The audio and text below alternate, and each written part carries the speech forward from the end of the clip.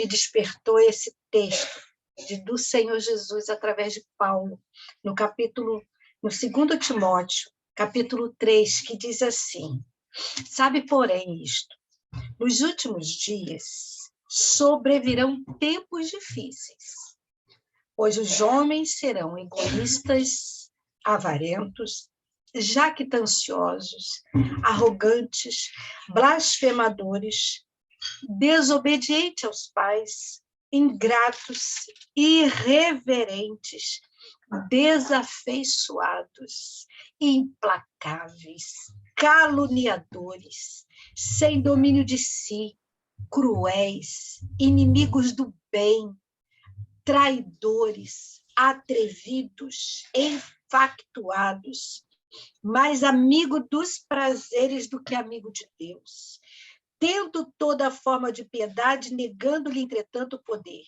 Foge também deste. Imagina, 3 características destas seriam terríveis suportar numa pessoa. Agora imagina tudo isso junto. Mas esses serão os atributos. Esse é o caráter do homem desta geração. E eu fiquei pensando, Senhor, como eu vou lidar com isso? E quando eu fiz essa pergunta, imediatamente veio a resposta: empatia. O outro pode não ter. O outro pode ser desafeiçoado, pode ser arrogante, avarento, mas você precisa exercer a empatia. Primeiro ensina o meu povo o que é empatia. Depois diz para eles para que serve a empatia. E depois dê exemplos que eu deixei registrado na palavra, para que eles possam entender que eu fui empático com eles. Eu exerci a empatia. Eu enviei meu filho para dar continuidade na vida terrena sobre empatia. E agora a missão deles é viver a empatia até o final. Até o último momento. A empatia é a nossa missão. Então, o que é empatia? A empatia é quando eu saio do meu lugar e eu me coloco no lugar do outro. Quando eu olho para o outro, não mais com o meu olhar.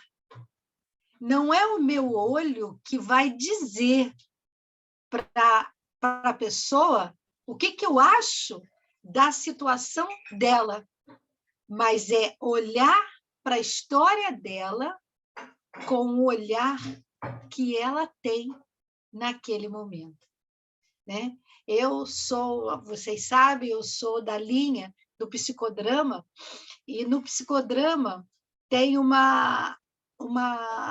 poema, né, do autor, poema de Moreno, que ele fala e ele traduz muito bem isso. Eu queria ler para vocês. Diz assim: encontro de dois, olho no olho, cara a cara. E quando estiveres perto, eu arrancarei os seus olhos e os colocarei no lugar dos meus. E tu arrancarás os meus olhos e os colocarás no lugar dos teus. Então, eu te olharei com os teus olhos e tu me olharás com os meus. Isso é definição de empatia. Foi isso o que Jesus fez. Ele compreendeu a nossa dor e não banalizou. É estar aberto para o diferente. É sair da nossa zona de conforto.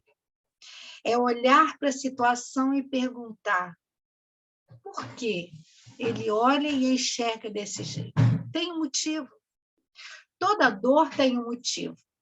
O que não justifica é permanecer na dor a vida toda. Mas enquanto está doendo, se a gente não pode fazer nada, estar perto já é de grande ajuda.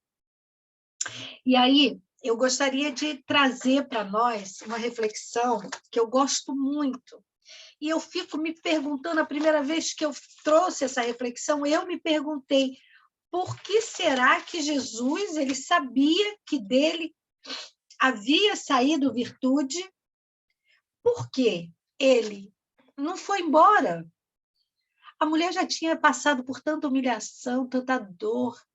ela vai lá, toca na orla de Jesus, e esse texto você vai achar ele lá no livro de Marcos, no capítulo 5, a partir do versículo 25 até o 34, ela consegue romper tantos desafios da multidão e toca na orla da veste de Jesus. E ao tocar, ela é curada. Jesus sabia que havia sido cura, que ele havia sido curado, era só seguir e ir para a casa de Jairo curar o filho dele, né? Curar a menina de Jairo. Mas Jesus não faz isso. Jesus não queria dar só a cura física para aquela mulher, mas ele queria mostrar para ela o quanto ele se importava, o quanto ele era empático, o quanto ele sabia da dor e do sofrimento dela durante aqueles anos todos. O texto diz que eram 12 anos. Imagina, ficar menstruada 3 dias, uma semana, como eu fiquei. Imagina, 12 anos. Dia após dia, sangrando, deixando a sua vida sendo escoada. E, literalmente, Jesus fez isso na cruz. Por isso ele sabia que dor é essa. Por isso ele sabia que dor era essa. E aí, quando ele para aquela mulher, ele olha para ela, ele pergunta a ela quem o tocou.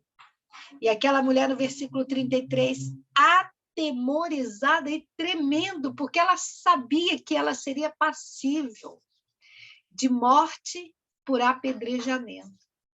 Porque quem estivesse contaminada, quem estivesse menstruada, não poderia sair naqueles dias nem tocar ninguém. Então, ela cometeu 2 crimes passíveis de morte. Ela saiu, se expôs e ela tocou em alguém limpo.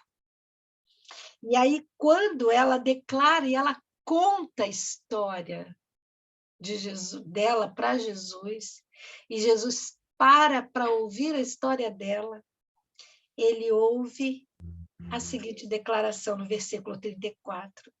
Filha, a tua fé te salvou. Ele não disse que a fé dela havia curado ela. A tua fé, ela te salvou. Te salvou de você mesma. Te salvou desse mundo. Te salvou para que você pudesse ir a outro.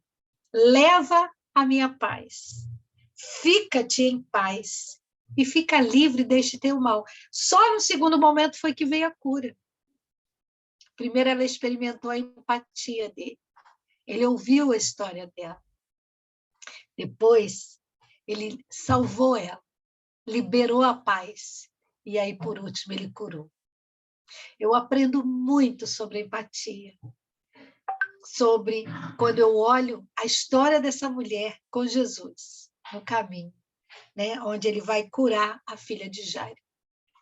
Será que não era importante curar a filha de Jairo? Será que não era importante seguir o caminho para ir curar aquela menina? Claro, sempre haverá coisas importantes no nosso caminho.